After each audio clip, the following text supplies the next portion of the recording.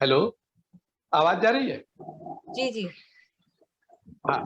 तो कहने का मतलब ये है कि एक राष्ट्र के सर्वांगीण विकास में महिलाओं का क्या स्थान है।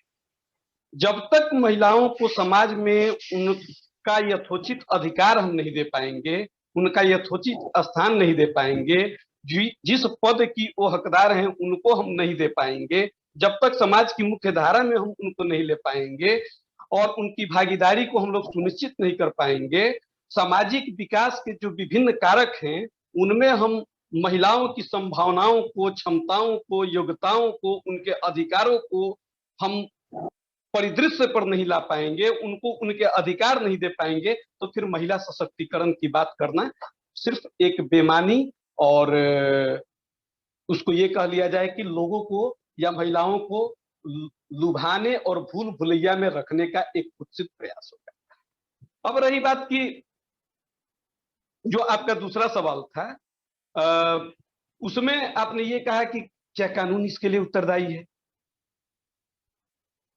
क्या इसके लिए कानून है कि नहीं। कानून तो है, महिलाओं को सशक्त करने के लिए बहुत सारे कानून।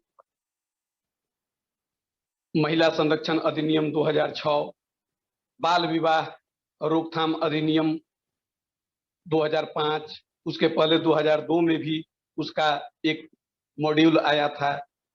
उसके अलावा भ्रूण हत्या कानून रोकथाम अधिनियम जो है उसके लिए कानून है। यौन डोमेस्टिक वायलेंस, हिंसा, यौन हिंसा और यौन शोषण के बारे में जो कानून है, सार्वजनिक स्थान पर यौन हिंसा के लिए है, या फिर नौकरी स्थल पर भी अगर किसी महिला के साथ किसी भी प्रकार का दुर्व्यवहार होता है या किसी भी प्रकार का उसके साथ गलती, बदतमीजी या किसी भी प्रकार का शोषण होता है, तो उन सारी चीजों के लिए कानून। तो कानून निर्माताओं ने तो अपने लिए प्रयास किया, महिलाओं के लिए प्रयास किया कि किस तरीके से हम लोग महिलाओं को उनका अधिकार दे पाए, लेकिन जो अपेक्षित सफलता मिलनी चाहिए वो अपेक्षित सफलताएं हमको नहीं मिल पाई। अब अपेक्षित सफलताएं नहीं मिलने के पीछे कारण क्या है? उसके पीछे कारण दो तीन बहुत प्रमुख कारण हैं। उसमें एक प्रमुख कारण ये है कि जो हमारी सोच है, जो हमारी मानसिकता है, आज भी हम पुरुष प्रधान समाज मानकर ही चलते हैं। आज का भी जो समाज है उसमें महिलाओं को अपना स्वतंत्र निर्णय लेने का अधिकार नहीं है। भले अगर बड़े राज्यों में जाने पे या फिर मेट्रोपॉलिटन सिटी में जाने पर हम देखते हैं कि महिलाओं के बातचीत, व्यवहार, पढ़ाई लिखाई, पहनावा और हवा में कुछ विकास आ गया है, लेकिन एक उदाहरण के साथ मैं आपको कहना चाहता हूं कि आज से 10 साल पहले, 15 साल पहले, 20 साल पहले जब किसी लड़की की शादी तय होती थी तो उसके लिए पूर्णतः जो है उसके घर के गार्जियन, यहाँ तक कि उसके छोटे भाई भी उसमें राय रखने के हकदार होते थे, लेकिन लड़कियों को उसका अधिकार नहीं। कमोबेश स्थिति आज भी वही है अगर लव मैरिज को छोड़ दिया जाए। लेकिन आज कहने के लिए लड़कियां एमबीए कर रही हैं, डॉक्टर बन रही हैं, इंजीनियर बन रही हैं, समाज के हर उस मुकाम पर पहुंच रही हैं जहां पर उनको पहुंचना चाहिए। लेकिन अगर जो उनका एक वैवाहिक संबंध की बात जब आ जाती है तो आज से 20 साल पहले जब उनका फोटो साड़ियों में जाया करता था, समीज सलवार में जाया करता था, वो कोने में खड़ा होकर के घुटना क्या करके फोटो जाया करता था, आज भी अगर वो अपने व्यक्तिगत पहनावा ओढ़ावा में जींस पहनती हैं या फिर कोई पहनने ओढ़ने में उनको किसी भी प्रकार का रोक टोक नहीं है।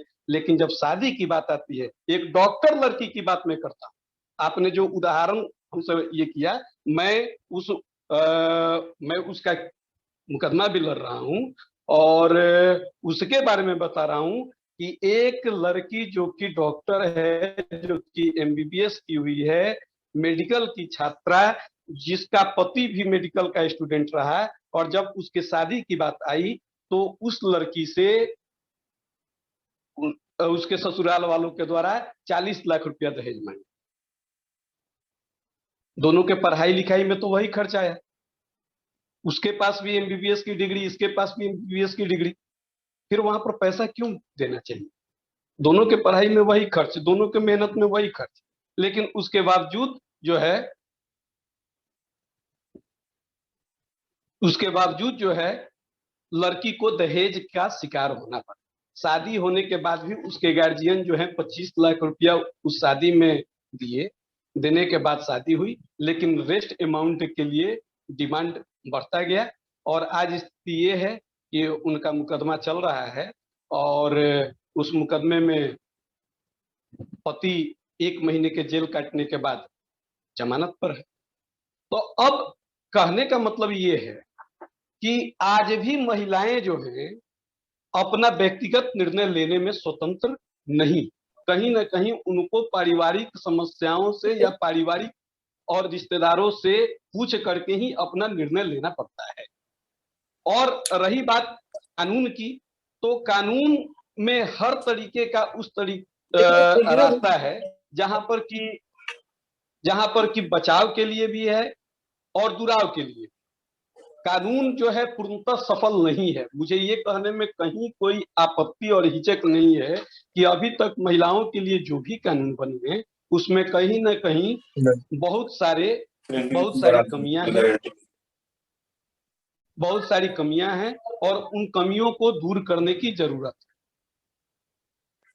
महिलाएं जो हैं अपने आप को तभी सशक्त कर सकती हैं जबकि वह स्वयं उन कानूनों के अनुपालन के लिए लोगों को और अपने समकक्ष जो अब बेटियां हैं वो बेटियों को जागरूक करें, महिलाएं हैं वो महिलाओं को जागरूक करें, और इसके लिए एक बृहत कार्य योजना बनानी पड़ेगी। कानून बन जाता है आज के तारीख में 14 कानून जो हैं, 4 कानून के बारे में सब कोई जानता है, लेकिन महिलाओं के लिए 14 विशेष प्रकार के कानून, लेकिन उन कानूनों के बारे में बाकी के जो 10 कानून हैं, 9 कानून हैं, उनके बारे में मोर देन 90% लोगों को जानकारी ही नहीं।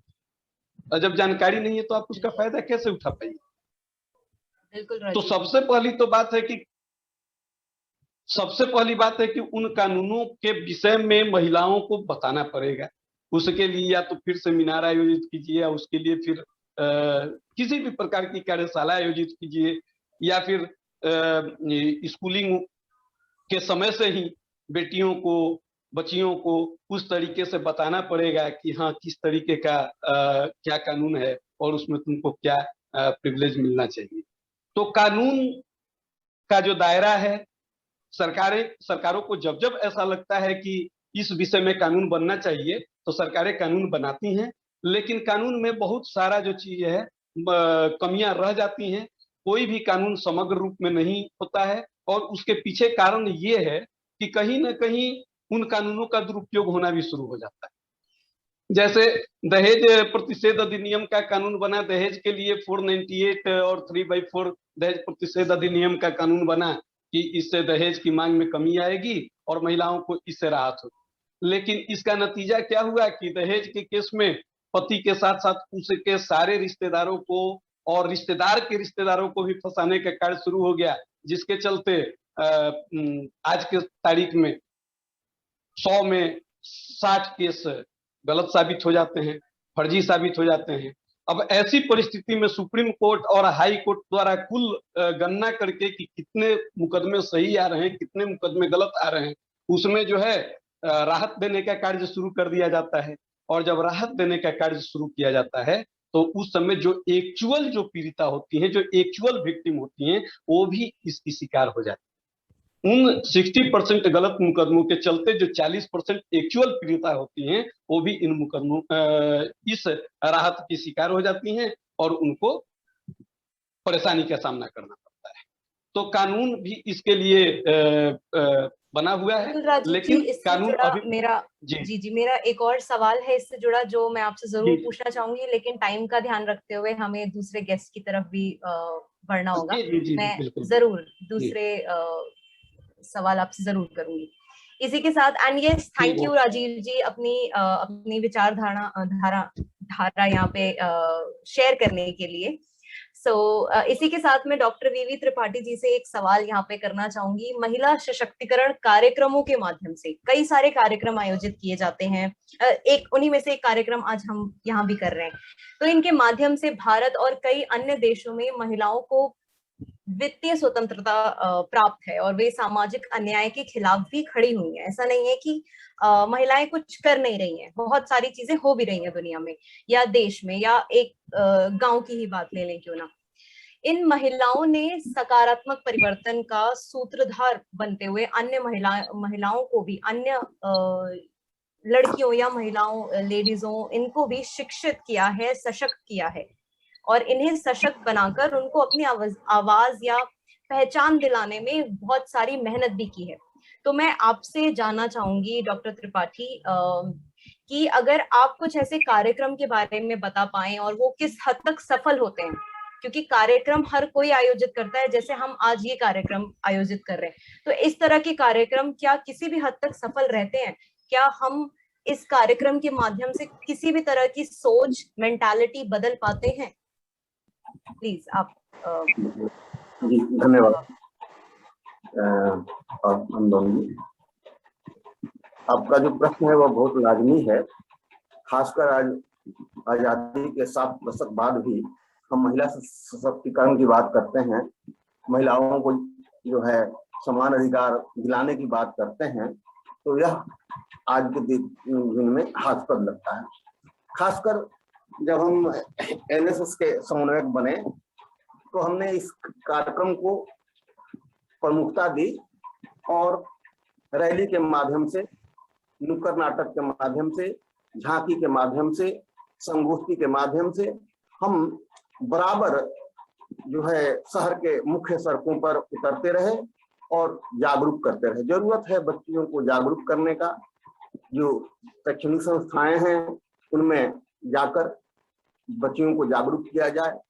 खासकर भारत सरकार का एक कार्यक्रम जो है सेल्फ डिफेंस जो है कार्यक्रम बच्चियों के लिए है, उसका जो है आयोजन किया जाए। हमने लार्ज स्केल में इसका आयोजन किया और 200-300 बच्चियां उस कार्यक्रम में भाग लेती थी और जो है हम इस कार्यक्रम के माध्यम से भी उन्हें जागरूक करने का काम किए। प्रतिदिन वे आती थी हमारे सेल्फ डिफेंस कार्यक्रम में, हम बुलाते थे जो प्रशिक्षक हैं, साथ ही साथ हम समाज के कभी किसी आपके बीच में मधुबाला जी हैं, हम मधुबाला जी को आमंत्रित करते थे, हम किसी अधिवक्ता को आमंत्रित करते थे, हम जिला के जो वेलफेयर अफसर हैं उनको आमंत्रित करते थे और जागरूक करने का काम करते थे। अधिकार तो बहुत मिल रहे हैं लेकिन उनका क्रियान्वयन नहीं हो रहा है। उन्हें बताया, अभी राजीव जी ने भी चर्चा की कि कानून तो 14 बने हैं लेकिन जानकारी बहुत कम लोगों को है, तो उसकी जानकारी लोगों को देनी है,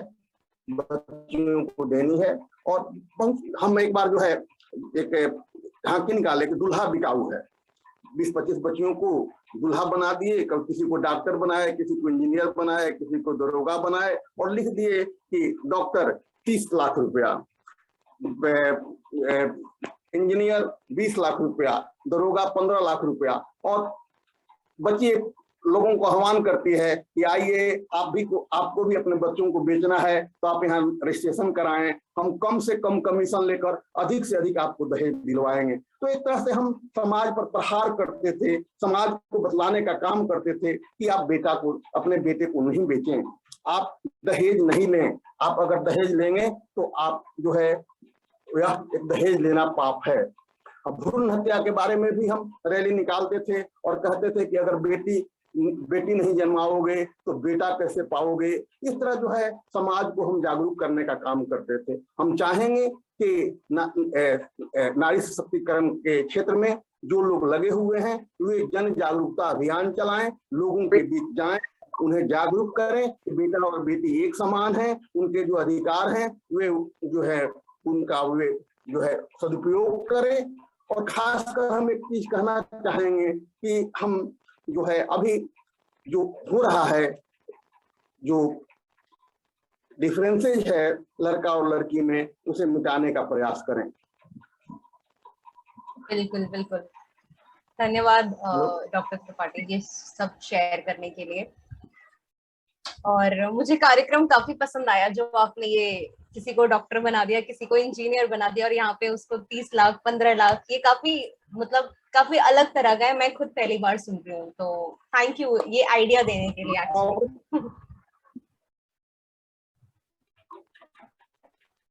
जी मधुबाला मैम,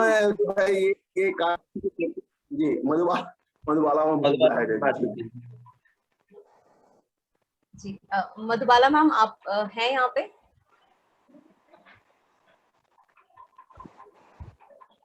मैं आपको सुन नहीं पा रही हूँ अगर आप हैं।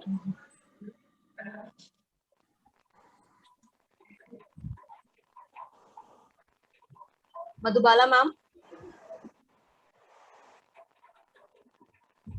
ओके शायद उनके माइक में कुछ प्रॉब्लम है क्योंकि यहाँ पे शो कर रहा है उनका ऑडियो कनेक्ट नहीं है।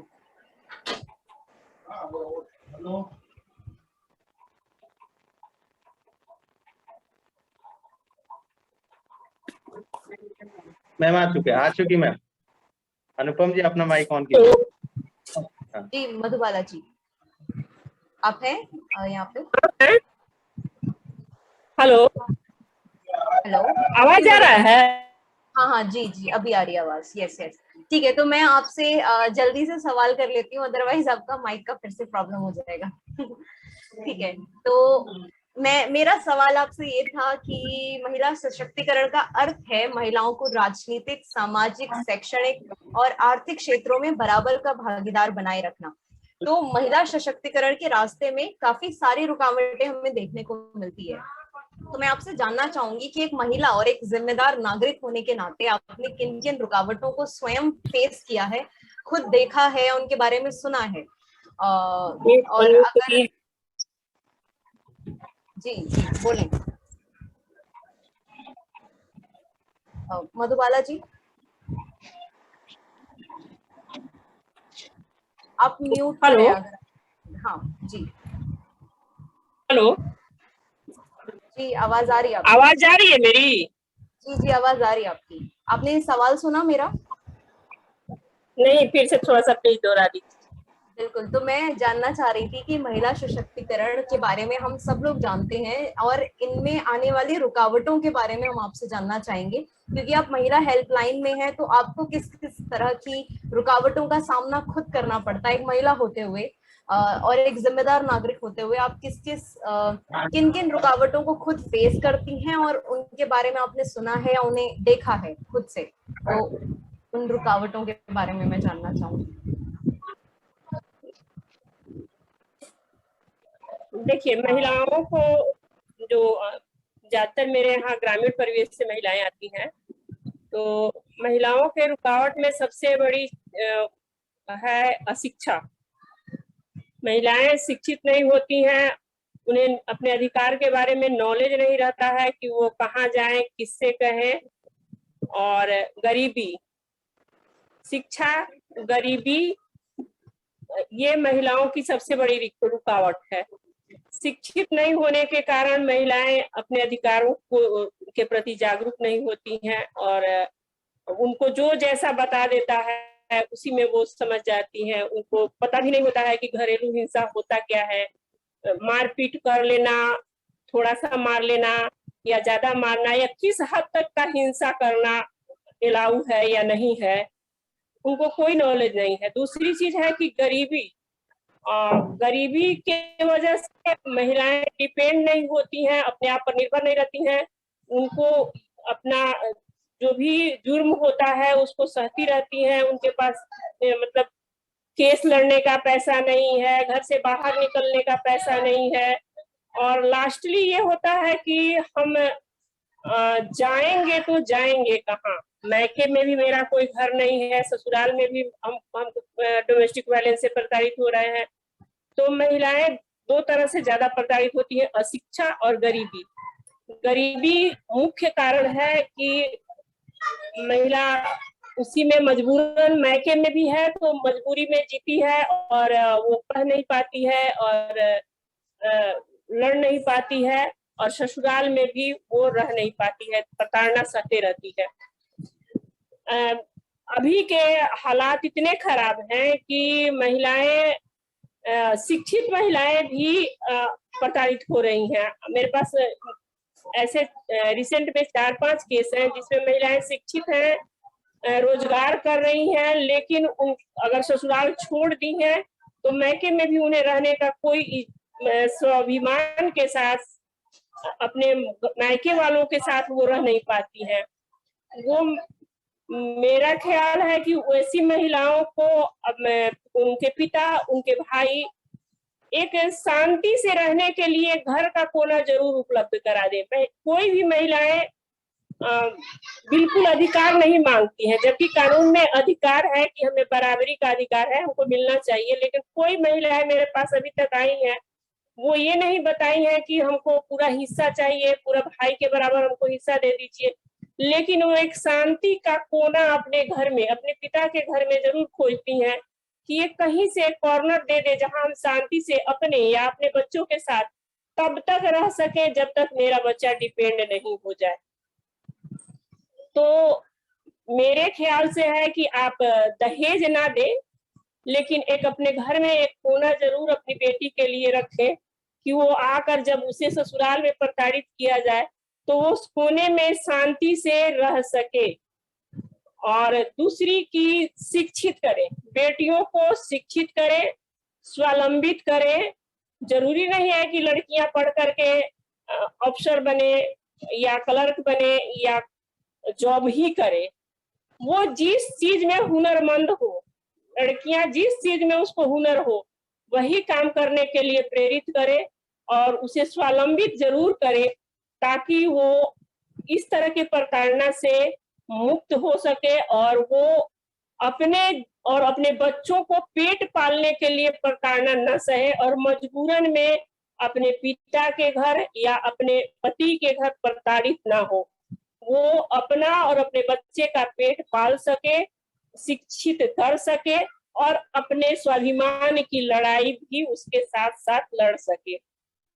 तो मेरा मुख्य रूप से 2 ही रीजन दिखता है महिलाओं के लिए प्रताड़ित होने का, एक अशिक्षा और दूसरा गरीबी। बिल्कुल बिल्कुल, धन्यवाद ये शेयर करने के लिए मधुबाला जी। और सही बात है, अगर हम सही मायनों में भारतीय महिलाओं को सशक्त करना चाहते हैं तो हमें इन दोनों ही रुकावटों को दूर करना होगा जल्द से जल्द। तो धन्यवाद मधुबाला जी। इसी के साथ मैं बढ़ना चाहूंगी अपने दूसरे सवाल पूछेंगे अनुपम जी। हाँ, नेहा सवाल करेंगी, आप चाहेंगे कि नेहा आकर सवाल करें? Neha. Hello ma'am, hello sir and hello everyone. मेरा नाम नेहा है और मैं न्यू दिल्ली से हूँ। मैम मेरा एक क्वेश्चन है, एक बार किसी क्रिमिनल रिकॉर्ड में आ जाए, मुझे कोई ऐसे इंडिकेट करे किसी भी पब्लिक प्लेस पे, तो फिर इसके लिए क्या करना चाहिए? ठीक है, वुमेन एम्पावरमेंट एक चीज़ है जिसमें बहुत लोग बहुत कुछ कर रहे हैं, बट फिर अगर पर्सनल ग्राउंड बेसिस पे अगर ऐसी चीज़ें होंगी तो वो तो फिर किसी से हम नहीं बोल सकते हैं, तो फिर इसके लिए क्या?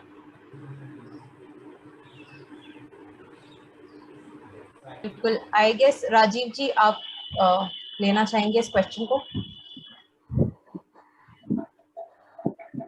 आप म्यूट पर हैं।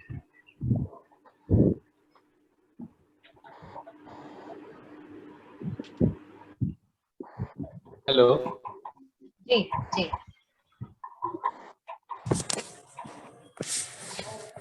क्वेश्चन जैसे ये नेहा जी का क्वेश्चन ये था कि जैसे उनके द्वारा कोई कंप्लेन किया गया, कंप्लेन में फिर उनकी क्रिमिनल इंसिडेंट की मांग की गई या फिर बोला गया कि आपका इसके पहले क्रिमिनल इंसिडेंट भी है, ऐसी परिस्थिति में कहीं ना कहीं आप भी उत्तरदायी है। ये कानून का अंग है, क्योंकि कानून में सबको समान अधिकार दिया गया है।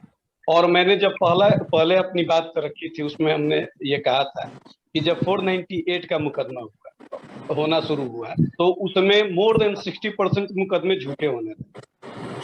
पहले आज से 10 साल पहले 498 के मुकदमे होते थे, उसमें सारे लोगों को अनिवार्य रूप से जेल जाना पड़ता था। आज जो मुकदमे हो रहे हैं उसमें हस्बैंड को छोड़ करके बाकी सारे लोगों को इजी वे में जमानत मिल जाता है। हस्बैंड को भी कुछ टर्म एंड कंडीशन के साथ जमानत मिल जाती है। कारण क्या है? मुकदमे जब आप गलत करने लगिएगा आपका मुकदमा अगर ज्यादा संख्या में गलत आने लगेगा तो फिर वहां पर आपका भी क्रिमिनल इंसिडेंट देखा जाएगा। और ये कानून का अंग है, कानून में इस तरीके का प्रोविजन है कि कोई भी अगर मुकदमा दर्ज करता है तो उसमें कोर्ट को ये अधिकार है या पुलिस को ये देखने का अधिकार है कि आपका इसके पहले कोई इस तरीके का क्रिमिनल रिकॉर्ड रहा है कि नहीं। तो इसको अन्यथा नहीं लेना चाहिए, ये कानून का अंग है। Thank you sir, thank you. और कुछ? Thank you Rajiv ji. Sorry ma'am, actually sir मैं एक चीज पूछना चाहती थी। ठीक है, ये मेरे साथ हुआ, आपने मुझे बताया, मुझे ये चीज पता चल गई, बट ये कई बार ऐसा होता है ना कि इन चीजों के डर से बहुत सारी लड़कियां बोलती नहीं है ये चीज। बिल्कुल होती है, या आते ही नहीं है सामने कुछ लोग, तो फिर उसके लिए क्या, उनको हम कैसे ये बिलीव दिलाएं कि नहीं ऐसा कुछ भी नहीं हो सकता है? नहीं, उसी के लिए तो जागरूकता की जो बात सर त्रिपाठी जी ने कहा, या फिर शुरुआती चरण में भी हम लोग की बात हुई कि, या फिर मधुबाला जी ने कहा कि हम लोगों को जागरूक करना पड़ेगा, लड़कियों को बताना पड़ेगा कि नहीं ये तुम्हारा राइट है। इससे अगर तुमसे कोई सवाल किया जाता है कि तुम्हारा कोई क्रिमिनल हिस्ट्री है कि नहीं, या फिर तुम्हारे ऊपर कोई आरोप भी लगाया जाता है, तो फिर उन आरोपों से घबराने की जरूरत नहीं है, बल्कि उसका डटकर मुकाबला करने की जरूरत है। और जब लड़कियों के अंदर आप आत्मविश्वास, नैतिक बल पैदा करेंगे तो उनके अंदर कुछ सामाजिक झिझक खत्म होगा, और सामाजिक झिझक खत्म होने के बाद वे अपने कानूनी अधिकार को समझ करके सामने आएंगी। आज से 5 साल, 10 साल पहले, 15 साल पहले क्या आप ये कल्पना कर सकती थी कि कोई लड़की टॉप और जींस में घूमेगी? लेकिन आज उन्होंने अपने अंदर आत्मबल बना लिया उस तरीके का, उनको यह है कि नहीं मेरा अधिकार है, मैं कुछ भी पहन सकती हूँ, मैं जा सकती हूँ, मैं अकेले मार्केट जा सकती हूँ, मैं स्कूटी चला सकती हूँ।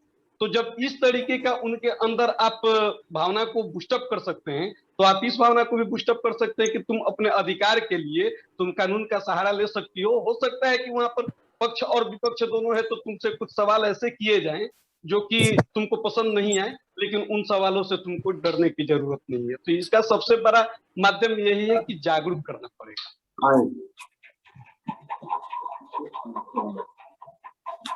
और इसलिए इस तरह के प्रोग्राम्स हम करवाते हैं ताकि कहीं ना कहीं अवेयरनेस हो लोगों के मन में, लोगों के दिमाग में। Thank you Neha for asking this question. ठीक है, आगे बढ़ते हैं। अगर किसी का भी कोई सवाल है तो बताइए, आप लोग फ्री हैं पूछने के लिए। किसी का भी कोई सवाल है अगर? नमस्ते। हेलो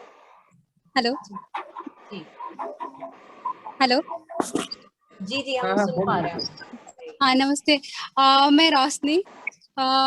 हम लोग वीमेन एम्पावरमेंट पे बातें कर रहे हैं, वीमेन एम्पावरमेंट के लिए काम कर रहे हैं। तो जैसे ही मीटिंग शुरू हुआ तो मैं एक चीज ऐड करना चाहती हूँ कि जैसे हम कुछ चीजें बोलते हैं ना कि ये राज महिलाओं के लिए बहुत अच्छा है, ये राज अच्छा नहीं है, जो चीजें हम मीडिया में देखते हैं उसको आसानी से बोलते हैं। तो मैं ये चाहती हूँ कि जब भी इस तरह का सेमिनार हो, वेबिनार हो, वो भी नेशनल लेवल का, तो उसमें रेफरेंसेज और रिसोर्सेज रखा जाए कि किस डाटा में था, क्योंकि एक हवा बन गया है, जैसे कि इंटरनेशनल मीडिया में एक हवा बन गया कि भारत महिलाओं के लिए सुरक्षित नहीं है, और ये हमारे पर्यटन को बहुत ज्यादा नुकसान पहुंचाया। वैसे ही अभी एक हवा चल रहा है, उस हवा से बच के, और हम वीमेन एम्पावरमेंट पे सभी काम कर रहे हैं, और हम अभी देख रहे हैं अगर पिछले 10 साल की बातें कर रहे हैं, उसके पीछे जाएंगे या फिर आज की बातें करेंगे तो उसमें बहुत बदलाव है। हम जिसको अविकसित समझते हैं, हम नॉर्थ ईस्ट को अविकसित समझते थे, वहां के लोग कैसे आगे बढ़ रहे हैं। बिहार, जहाँ पे महिलाओं के लिए तो ऐसे हवा बनाया जा रहा था जैसे कि हम महिलाएं अपने घर में सुरक्षित नहीं है, अभी भी नहीं है, कुछ की स्थिति अभी भी बहुत दयनीय है, लेकिन उससे एक अच्छा डाटा रिप्रेजेंट किया जाए तो शायद पॉजिटिव रिजल्ट आएगा इसका। जितना कि हम निगेटिव वे में दिखाते रहेंगे कि हम महिलाएं पीछे हैं, हम महिलाएं पीछे हैं, पीछे वाले को आगे लाना हमारा काम है, लेकिन जो आगे हैं उनको भी हम आगे बताएं। बिल्कुल बिल्कुल। और किसी का कोई सुझाव, कोई राय? अनुपमा जी, हाँ। अभी जो मैं नाम नहीं सुन पाया, रोशनी या फिर कुछ जो भी रहा, रोशनी ने जो सवाल किया या जो बात कही वो बिल्कुल सही बात। जितना अविकसित दिखाया जाता है महिलाओं को और जिस तरीके का हवा क्रिएट किया जाता है, ये राज्य बहुत अच्छा है और ये राज्य अच्छा नहीं है, वैसे धरातल पर वैसी स्थिति नहीं। जहां पर हम सोचते हैं कि यहाँ पर बहुत अच्छी स्थिति है, वहां पर वास्तविक स्थिति अगर डाटा के हिसाब से जब आप जाइएगा तो वहां पर सबसे ज्यादा केसेस आपको महिलाओं के प्रति मिलेंगे। केरल हमारे देश का सबसे शिक्षित राज्य और महिलाओं पर अत्याचार के मामले में केरल दूसरे पायदान पे है। वहां पर सबसे ज्यादा घरेलू हिंसा और महिलाओं के प्रति अपराध होते हैं। तो ये मीडिया का एक प्रोपेगेंडा भी होता है। अब चूंकि सारे चैनल जो हैं वो प्रोफेशनल हो गए हैं, कहीं ना कहीं उनका किसी न किसी से जुड़ाव लगाव होता है, किसी राज्य से, किसी मुख्यमंत्री या फिर किसी से, इसलिए इस तरीके का वो डाटा सर्कुलेट करते हैं।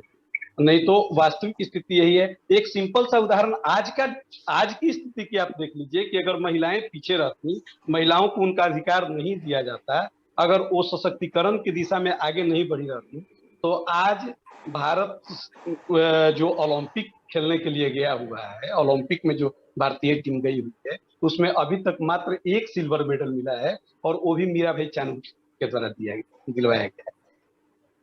कोई पुरुष के द्वारा नहीं मिला है, एक महिला के द्वारा मिला है। जब महिला, और वो नॉर्थ ईस्ट की महिला है, वहां से निकल मैरी कॉम, वो नॉर्थ ईस्ट की महिला है।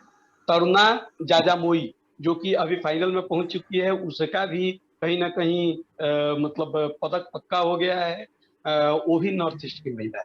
इसलिए ये दिखलाना कि नॉर्थ ईस्ट की महिलाएं पीछे हैं, बिहार की महिलाएं पीछे हैं, यूपी की महिलाएं पीछे हैं, तमिलनाडु की, केरला की बहुत आगे हैं, ये डाटा के हिसाब से सही नहीं है। और ओवरऑल अगर पूरे विश्व की बात की जाए, आज का मैं डाटा आपको बता रहा हूँ, ओलंपिक के ही डाटा की बात मैं करता हूँ कि 67% जो पदक है वो लड़कियों ने जीती। तो इसलिए महिला सशक्त हो रही है, हर दिशा में सशक्त हो रही है। बात सिर्फ ये है कि हम लोगों को उनके अंदर का झिझक खत्म करना है और उनके वास्तविक अधिकारों से उनका परिचय करा देना है कि तुम्हारा सामाजिक अधिकार क्या है, राजनीतिक अधिकार क्या है, सामाजिक अधिकार क्या है, शैक्षिक अधिकार क्या है। जब वे अपने अधिकारों के प्रति जागरूक हो जाएंगी तो वो धीरे धीरे वो समाज के मुख्य पटल पर छा जाएंगी, इसमें कहीं कोई दो राय नहीं। धन्यवाद। बिल्कुल बिल्कुल सही कहा आपने यहाँ पे। And yes, thank you Rajiv ji ये शेयर करने के लिए। मैं अपना नेक्स्ट क्वेश्चन डॉक्टर त्रिपाठी से पूछना चाहूंगी। जैसा कि हम सब जानते हैं अब हर चीज डिजिटल हो रही है, चाहे वो शिक्षा हो, ऑनलाइन एजुकेशन बच्चों की, कोई बिजनेस हो या कुछ भी। तो ऐसे डिजिटलीकरण के लिए ऐसे डिजिटलकरण के जरिए महिलाओं का सशक्तिकरण किस तरह मुमकिन है? जैसा कि आपने बताया आप इस तरह की एक्टिविटीज करवाते थे, तो वो चीज डिजिटल प्लेटफॉर्म पे कैसे पॉसिबल है, या क्या इनोवेटिव आइडियाज और आ सकते हैं? किस तरह की और एक्टिविटीज करवाई जा सकती है डिजिटल प्लेटफॉर्म्स पे? और मैं ये भी जानना चाहूंगी कि इसमें महिलाओं का कितना योगदान रहता है, महिला खुद अपने सशक्त होने में कितना योगदान दे रही है? तो ये मैं आपसे जानना चाहूंगी डॉक्टर त्रिपाठी प्लीज। डिजिटल माध्यम से भी हम लोगों को जागरूक कर सकते हैं, बच्चियों को जागरूक कर सकते हैं। खासकर भारत सरकार का जो प्रोग्राम है वे अधिकांश अभी डिजिटल माध्यम से हो रहे हैं। आपको हम बताते हुए आपको मैंने यह हर्ष हो रहा है कि हमने अपने कार्यकाल में 6 राष्ट्रीय सेवा योजना पुरस्कार दिलाया है, जिसमें 3 बच्चियों को मिला है। और बिहार में सबसे अधिक राष्ट्रीय सेवा योजना पुरस्कार जयप्रकाश यूनिवर्सिटी को मिला है, और जिसमें 3 बच्चियों को मिला है, ऋतुराज, प्रीति कुमारी और कुमारी अनीसा। ये इन बच्चियों ने सामाजिक सेवा के क्षेत्र में महत्वपूर्ण कार्य किया, और इनके कार्यों को देखते हुए भारत सरकार युवा कार्यक्रम खेल मंत्रालय ने इन्हें माननीय राष्ट्रपति के द्वारा राष्ट्रीय सेवा योजना पुरस्कार दिलाया। हम लोगों को मुख्य रूप से जब तक हम जागरूक नहीं करेंगे, लोगों को बताएंगे नहीं, तब तक जो है हम इस दिशा में सफलता नहीं प्राप्त कर सकते हैं। हम जो है डिजिटल जो अभी वेबिनार हो रहा है, हमने बतलाया है, ये इस कार्यक्रम को ऑर्गेनाइज करने वाले जो मंटू कुमार यादव हैं, उनसे बात हमारी होती रहती है। हमने कहा है कि हम सड़क पर उतरे, हम अपने कार्यक्रमों को जो है डिजिटल माध्यम से लोगों के बीच बतलाएं, हम उन्हें जागरूक करें और उन्हें बतलाएं कि ये अधिकार जो है हमारे देश की महिलाओं को मिला है और महिलाएं आगे बढ़ रही हैं। अब हम अपने कार्यकाल में जेपीएम कॉलेज को मुख्य कार्य क्षेत्र बनाए और जब हम सड़क पर उतरते थे, जयप्रकाश महिला कॉलेज के 200-250 बच्चियां बराबर हमारे साथ रहती थी और जब हम सड़क पर उतरते थे तो इसका बहुत अधिक प्रभाव जनमानस पर पड़ता था, चाहे वो हम भ्रूण हत्या के मामले को लेकर हो, दहेज प्रथा के मामले को लेकर हो, घरेलू हिंसा के बाद मामले को लेकर हो, दहेज प्रथा के को लेकर हो या अन्य समसामयिक विषयों को लेकर हम सड़क पर उतरते थे और इसका अच्छा खासा प्रभाव समाज पर पड़ता था। तो आज तो डिजिटल युग है, आज तो सारी दुनिया मुट्ठी में है, तो हम इस डिजिटल माध्यम से भी आम लोगों को जागरूक कर सकते हैं और बच्चियों को भी जागरूक कर सकते हैं, उनके झिझक को दूर कर सकते हैं। हम बराबर बोलते थे राष्ट्रीय सेवा योजना के कार्यक्रमों में कि राष्ट्रीय सेवा योजना का एक मुख्य काम होता है झिझक को दूर करना। हम अपने कार्यक्रमों में बच्चों को शामिल करते थे और उन्हें आग्रह करते थे कि वे मंच पर आएं और उनके झिझक को दूर करते। तो हम डिजिटल इंडिया के माध्यम से, डिजिटल कार्यक्रमों के माध्यम से भी बच्चों को, बच्चियों को, आम नागरिकों को नारी सशक्तिकरण के माध्यम के बारे में जागरूक कर सकते हैं, बतला सकते हैं, उन्हें अवेयरनेस कर सकते हैं। बिल्कुल बिल्कुल। हेलो और ये अनुपम जी, हमारे साथ जो है गृह मंत्रालय से श्रुति शर्मा जुड़ी हुई है दिल्ली से। हम चाहेंगे कुछ सवाल वो करना चाह रही हैं। श्रुति शर्मा, गृह मंत्रालय दिल्ली से।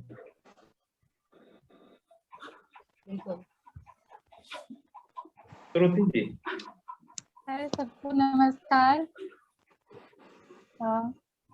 मेरा नाम श्रुति है और मैं यहाँ डिफेंस मिनिस्ट्री में पहले थी, अभी मैं मुंबई में हूँ। यहाँ पर भी मैं एक्चुअली जॉब कर रही हूँ, वहाँ भी जॉब करती थी मैं। तो मतलब मैं क्या कहूँ, इसमें मेरा तो बहुत ज़्यादा एक्सपीरियंस नहीं रहा है, लेकिन वहाँ पर भी मैंने देखा था वुमेन ऐसे, वहाँ पर भी ऑफिस में थी, लेकिन यहाँ पर भी जो मैं ऑफिस में देखती हूँ मतलब काफ़ी ज़्यादा जो रेशियो है ना मैन एंड वुमेन का, काफ़ी ज़्यादा देखने को मिलता है यहाँ पे। दिल्ली तो मतलब एक सेंटर है पूरे सब जगह का, लेकिन मैं वहाँ पे थी, वहाँ पे मैं जो ऑफिस में देखी, हर एक ऑफिस में अगर 5-6 है वहाँ अगर स्टाफ, तो उसमें 1-2 लेडीज भी दिखती थी। यहाँ पर जो है बहुत बड़ा डिपार्टमेंट है, मुझे लगता है जिसमें 20 में से 12 तो लेडीज ही होंगी, 12-13, और 7-8 में तो ऐसे जेंट्स दिखते हैं। मतलब मुझे बहुत ज्यादा इसमें वुमेन दिखती है, जेंट्स कम दिखते हैं हर सेक्टर में। मतलब ये चीज मैंने फील किया यहाँ आकर के। अभी मुझे 1 महीने हुए आए मुंबई में। तो मतलब मैं एक चीज ये कहना चाहूंगी, ऐसे कहा जाता है ना कि जब हम क्या कहते हैं, जो हम बदलाव अपने समाज में लाना चाहते हैं, वो सबसे पहले बदलाव हमें खुद में करना पड़ता है। तो अगर हम वो बदलाव अपने घर में करेंगे ना, जो जैसे हमारे घर में बेटे भी होते हैं, बेटियां भी होती है, तो ये चीज तो घर में ही हम लोग ये डिफ्रेंशिएट करने लगते हैं कि ये बेटे हैं, ये बेटियां हैं, इनको ऐसे नहीं करना चाहिए, ये ऐसे कर सकते हैं, लड़कियां बाहर नहीं जा सकती। तो वो चीज पहले अगर हम बदलाव लाए ना, तो शायद मतलब वो समाज में ही बदलाव होगा और देश में ही बदलाव होगा। तो हमें थोड़े बहुत अपने से भी इनिशिएट करना पड़ेगा इस चीज को। मैं मतलब अपने आप को बहुत, अपने आसपास के लोगों को भी देखती हूँ, जैसे लड़कियां बाहर नहीं जा पाती, मैं वो कहती है कि जॉब करने मेरे पापा भेजेंगे ही नहीं। मैं बहुत लकी हूँ कि मेरे पापा इस चीज पे हम लोग को बहुत फ्री छोड़े हैं, कभी किसी चीज को बॉन्ड नहीं करते। ठीक है, तुमको जो करना है करो, लेकिन अच्छा करो। तो हमारी भी वैसे मोटिवेशन बना रहता है हमारा कि हमें मतलब अपने पापा मम्मी के लिए अच्छा करना, अपने समाज के लिए अच्छा करना है। तो मैं वो देखती हूँ ना कि अपने अगल बगल में बहुत सारी मेरे फ्रेंड्स जो हैं उनको देखती हूँ, वो कहते हैं कि मैं तैयारी करूंगी दीदी, लेकिन मैं बाहर नहीं जा सकती, मेरे मम्मी पापा नहीं भेजेंगे। तो ये जब सोच रहेगा तो फिर हम कैसे आगे बढ़ेंगे, ये चीजें देखने को मिलती है मुझे। तो हो सकता है कि हम थोड़ा बहुत अपने आप पे, अपनी बेसिक जो लेवल जो घर है वहाँ पे भी इस चीज को इनिशिएट कर सकते हैं। Thank you. बाकी मुझे बहुत अच्छा लगा इसमें जुड़ के। पहली बार जुड़ रही हूँ। हमारे साथ एक और जुड़ी है वेट लिफ्टर अंजलि सिंह जुड़ी है। चाहेंगे उनसे भी कुछ उनके जो खेलने जाती हैं बाहर, तो उनको क्या समस्याओं का सामना करना पड़ता है, चाहेंगे कि वो भी अपना एक्सपीरियंस शेयर करें। अंजलि।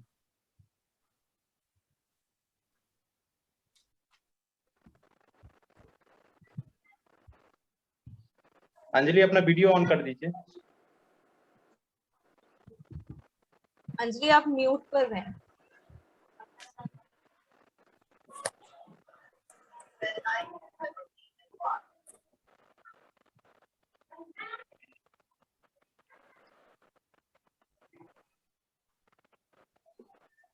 शायद कोई प्रॉब्लम होगा।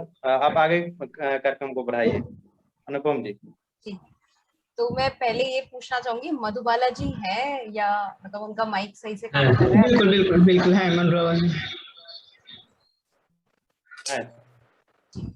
हाँ है जी मैम। तो मधुबाला जी से मेरा अगला सवाल यहाँ होगा, जैसे हम शिक्षा के बारे में बात कर रहे हैं इतनी, तो हम जानते हैं, हम सब जानते हैं कि शिक्षा जीवन में प्रगति करने का एक शक्तिशाली मेथड है, एक उपकरण है। महिलाओं के विकास के लिए या सशक्तिकरण के लिए शिक्षा, एजुकेशन से बेहतर तरीका क्या हो सकता है? कुछ भी नहीं। तो क्या सरकार मतलब आपको क्या लगता है, क्या सरकार को बच्चों के सिलेबस में बचपन में ही बच्चों के सिलेबस में कुछ और ऐसे टॉपिक्स जोड़ देने चाहिए जो बच्चों को अधिक शिक्षित कर सके महिला सशक्तिकरण के बारे में? क्योंकि ये जो महिला सशक्तिकरण इतना भारी शब्द है, ये कहीं ना कहीं मैंने खुद बड़े होकर ही सुना। बचपन में मैंने खुद ये वर्ड, ये सशक्तिकरण शब्द कभी बचपन में नहीं सुना था। तो क्या बच्चों को ये बचपन में ही ये भारी शब्द है कहीं ना कहीं उनके दिमाग में वो बचपन में ही डल जाने चाहिए, ताकि बचपन में, क्योंकि कई सारी आदतें हमें ऐसी होती है जो हमें बड़े तक याद रहती है या हम बड़े तक वही फॉलो करते हैं बड़े होने तक, और बाद में भी हम आगे वाली जनरेशन को भी वो पास आउट करते हैं। तो आपको क्या लगता है, सरकार या महिला हेल्पलाइन इसमें किस हद तक अपना योगदान देती है? या आप कभी किसी ऐसे एजुकेशन मिनिस्ट्री या मैं कह सकती हूँ किसी स्कूल के किसी फंक्शन में अगर आप अटेंड कर रही हैं कोई फंक्शन, तो आप मतलब आपके क्या विचार है, क्या ऐसा करा जा सकता है, ऐसा कुछ किया जा सकता है? देखिए, स्कूल में आप ऐसा कोई चैप्टर डालें या ना डालें, लेकिन मेंटल चेंजिंग होने के लिए ये जरूर एक होना चाहिए कि लड़कियों को ये बताएं कि बिना डिपेंड हुए तुम्हारा काम चलने वाला नहीं है। जैसे कि मेरे यहाँ एक मेट आती थी, उसकी बच्ची भी साथ साथ आती थी और 3 बच्ची, मतलब माँ के दिमाग में था कि 4 मिलके काम करेंगे तो ज्यादा पैसा अर्न होगा। तो मेरे यहाँ तो चाइल्ड लेबर के लिए हम उसको रोज कहते थे कि बच्ची काम में मत लगाओ। तो वो नहीं सीखी, लेकिन जब हम उसकी बेटी को ये समझाने लगे कि देखो चौराहे पर पुलिस खड़ी रहती है ना, वो बहुत ज्यादा नहीं पढ़ती लेकिन पढ़ ली है, तो वो तुम लोग जैसे हम लोग बताती है कि करना है वो नहीं करना है, इधर नहीं जाना है। फिर हम बताए कि तुम्हारी मैम जो तुमको पढ़ाती है वो भी बहुत ज्यादा मेहनत पड़ी है, लेकिन हाँ पढ़ना पड़ेगा। अगर पढ़ोगी तो ये चीज मांग वाला काम करना छोड़ना। तो लड़कियों को समझना या प्रैक्टिकल रूप से बताना पड़ेगा कि गरीबी को करने के लिए हमें शिक्षित होना सबसे बड़ी अनिवार्य चीज है। इसके लिए अगर सरकार कोई चैप्टर डाल दे, कोई उस तरह का कोई, जैसे आप अभी बात करें प्रोग्राम होना चाहिए, तो उस तरह का कोई छोटा डॉक्यूमेंट्री बना के या डिजिटल, जैसे मुखिया या सरपंच गांव में है उनको बोले कि एक छोटा प्रोग्राम कराए। टीवी या सिनेमा से बच्चों को बहुत लगाव दूर दराज ग्रामीण एरिया में, तो उस तरह के छोटा छोटा लघु दिखाया जाए कि बच्चियां अपने आप इसमें जुड़ना और समझना। क्योंकि लघु कथा अगर फिल्मों के द्वारा दिखता है तो ज्यादा माइंड पर इफेक्टेड होता है। जितना आप पढ़ करके कोई चीज नहीं निकाल सकते हैं या नहीं समझ सकते हैं, उतना आप प्रैक्टिकली देख सीख जाते हैं।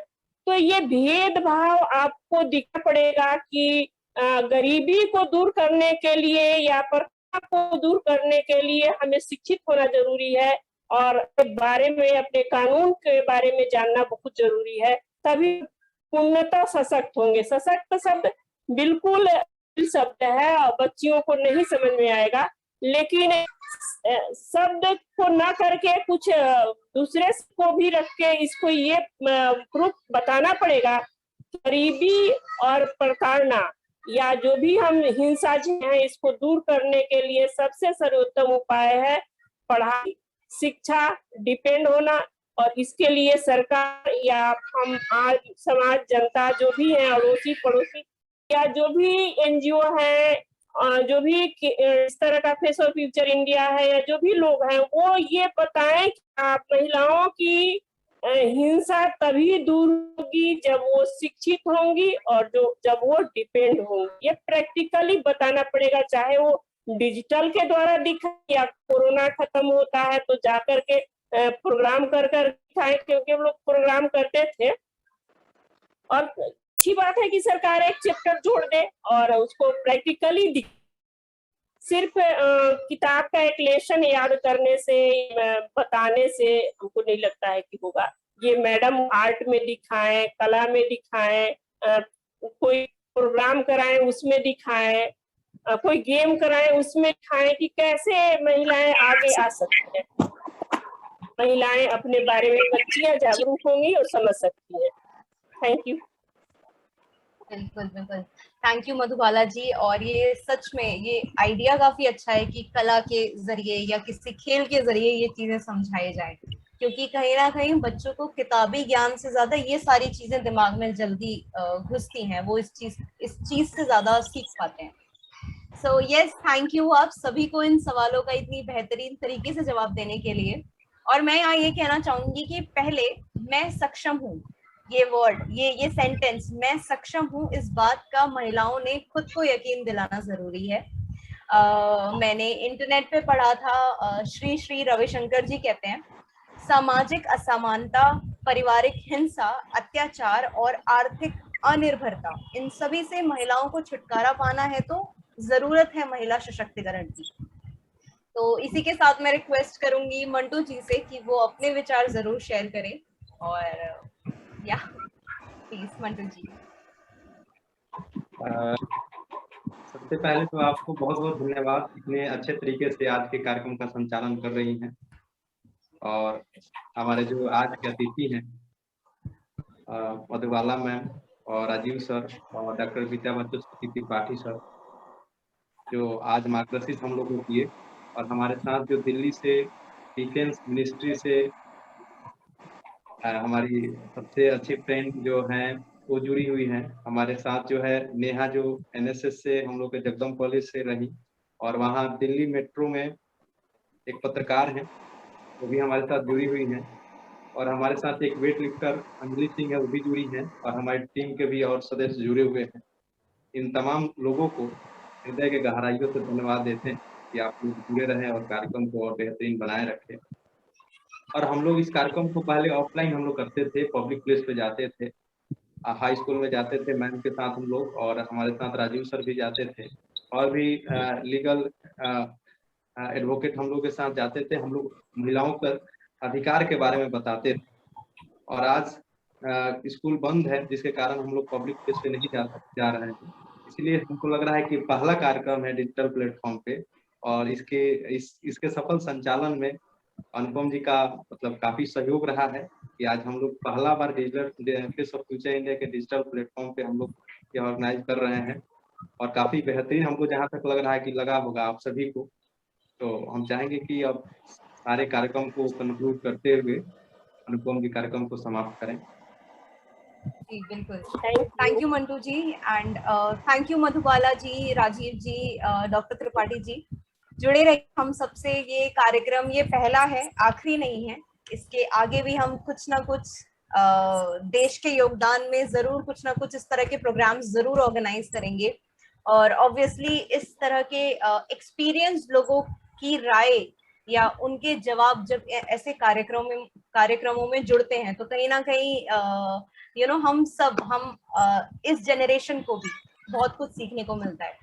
तो अगेन थैंक यू राजीव जी इतने सारे रूल्स एंड रेगुलेशंस को शेयर करने के लिए। थैंक यू त्रिपाठी जी अपनी एक्टिविटीज शेयर करने के लिए। थैंक यू मधुबाला जी महिला हेल्पलाइन का पार्ट होकर आपने क्या क्या विकास के काम किए उस चीज को बताने के लिए। Thank you Neha for asking the question. Thank you Shruti, Anjali, Mantu ji, Makeshwar, Mahavir and everyone, Prince, thank you so much. So, इसी के साथ मैं फेस ऑफ फ्यूचर इंडिया का भी थैंक्स कहना चाहूंगी because they have organised this programme. So okay, फिर हम एंड करते हैं इस प्रोग्राम को। Thank you so much, take care. Thank you, धन्यवाद। एक एक करके आप लोग लीव हो जाइए।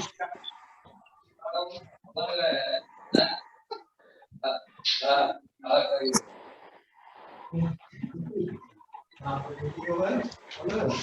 एक एक करके लीव हो सकता है तो